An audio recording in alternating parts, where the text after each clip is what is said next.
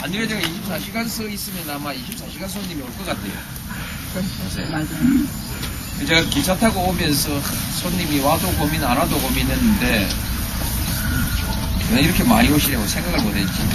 그래서 광장도 안 만들어 놓고. 그러면 향후에도 항상 이런 생활을 하실 겁니까? 아니면 언제까지 이런 생활을 하실까요? 누가 이기는 거 해보자입니다.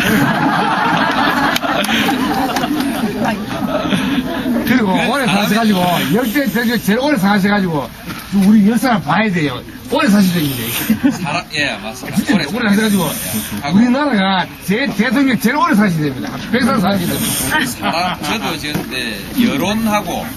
여론하고 민심하고 사람의 그래. 인기하고 이게 다르다. 좀 날씨와 같아서 방 바뀌어버리거든요. 그러니까 날씨 좋을 때 뭐 와가지고 서비스 잘하고 고맙다 해야지. 또 뭐 날씨 곧 달라질 수 있거든요. 그 쨍쨍하다가 어느새 비 와버리고 비가 계속 올 것. 지금 이를 보면 언제 비가 계속 올 것 같죠. 근데 뭐 쨍하고 변나고 하거든요. 그래서 저도 이게 이제 전부 우리 모두 관심사가 한 달 하면 끝나겠지. 또 두 달하고 한 달 넘어가길 내가 석 달 하면 끝나겠지. 지금은 이제 우리 사이에서 한 6개월 가겠네. 이게 즐겁습니까? 행복합니까? 아니면 어떻습니까? 지금 마음이 어떠세요?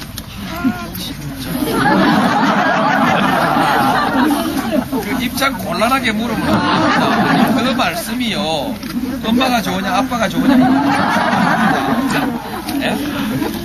제가 여기서 뭐 고달프고 전혀 슬픕니다 이러면은 여러분들이 사람이라는 게 관계로 살아가는 것인데 사람의 핵심이 뭐냐. 나가 아니고 나 혼자 존재하는 것이 아니고 관계로서만 존재합니다. 여러분이 없으면 저라는 사람은 없는 것이죠.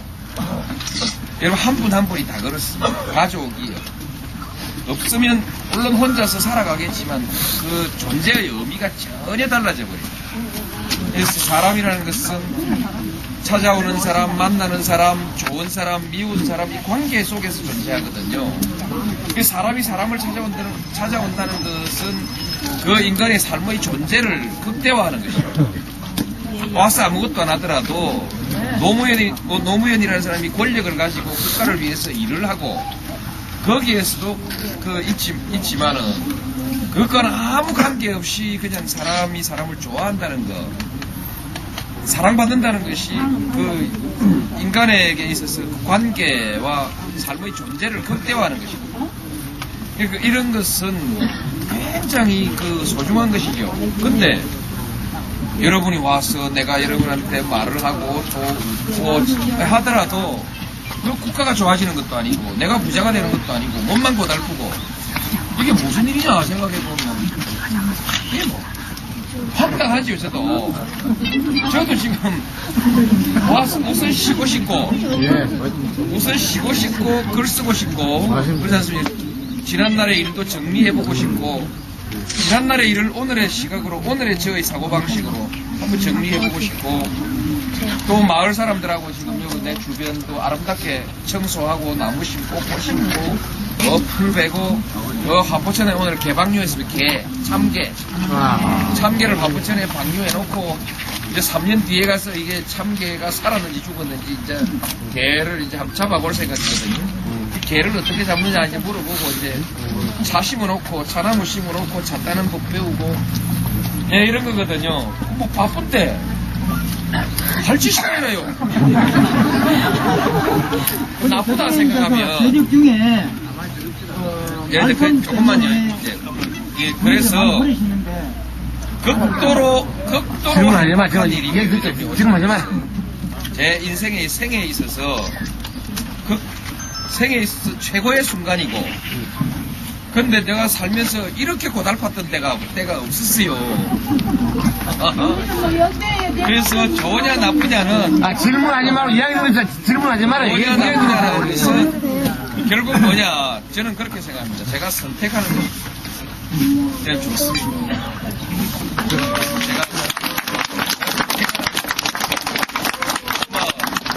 내가 글을 쓰면 얼마나 위대한 사상이 나오겠습니까? 그거 보고 감동하는 사람이 얼마나 있겠습니까?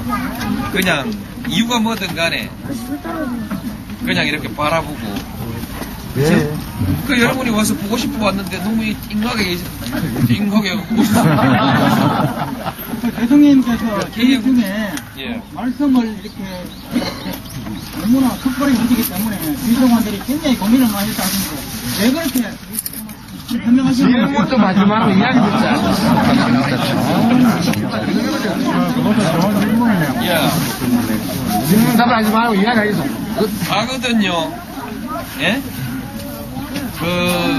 내가 그럽니다. 아무것도 안 하면 싸울 일이 없고, 아무것도 안 하면 싸울 일이 없고, 안 싸우면 박수가 대통령이라는 직책이 그렇습니다. 아무것도 안 하면. 근데 이제 그거 물론 있죠. 뭐, 자기는 안 해도 정부가 일을 하니까 책임이 돌아오지만은, 예를 들면, 내가 FTA 안 한다고 FTA 하라고 저한테 재촉하는 사람이 아무도 없었어요. 안 하면 FTA 때문에 옥신각신 크게 싸울 일이 없고요. 우리가 방사선 폐기물 처리장, 방폐장, 그거 그냥 안 하고 우물우물 넘겨도 사람들은 되게 미처 생각하지 못하고 간간히 한 번씩 그거 왜 안 하냐 하다가 넘어가 버리고 많은 사람들은 자기하고 관계없는 것으로 생각하고 국민들은 관심 안 가지죠. 그냥 넘어갑니다. 여러분 국방계획이 뭔지 아십니까? 알기는 머리로는 알지만 가슴으로는 아무 이해관계가 국방계획이라는 것이 저는 생각해보면 굉장히 중요한 것이지만 당장 여기에 복무하고 있는 아이들도 있고 한데 우리나라 젊은 사람들을 2년간 군대에 붙들어둔다. 국방의 의무를 하고 있는데 썩힌다니 하고 있는데 개인으로 봐서 썩히는 거죠. 2년간 썩히는 다른 나라에서 그거 안 하는데 우리 젊은 아이들 데려다가 2년간 빠따 맞고 말이에요. 그 군대 생활이라는 규격에 짜이, 틀에 짜이 배우는 것도 많지만은 그것으로 인해서 우리나라 국가의 경쟁력, 개인에겐 물론이고 국가 경쟁력 자체에도 부담이 있습니다. 앞으로 우리나라의 인력 부족이 앞으로 한 5년 이후에면 인력 부족 국가 인력이 지금은 아직까지 인력이 실업이 있고요. 부족한데 부족하고 남는데 남는데 앞으로 한 5년쯤 지나면은 우리나라의 인력이 아주 부족한 국가로 가게 되거든요. 사람이 부족한 국가로 가게 되는데, 그때 전부 사람들 군대에 보내놔놓고, 그만큼 우리나라가 생산 현장에서 일을 못 하거든요. 그러니까, 그 부분을 미리 제가 정리하기 위해서 국방개혁하고, 인력 관리를 효율화하기 위해서 군 복무 기간을 줄이고, 예?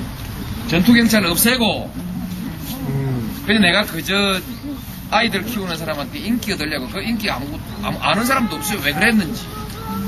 그래서 국방개혁에서 국방 인력을 줄이고 또 이 군 인력을 더 줄여 나가는 이 과정들을 쭉 했는데 그 안 하면 그만이죠.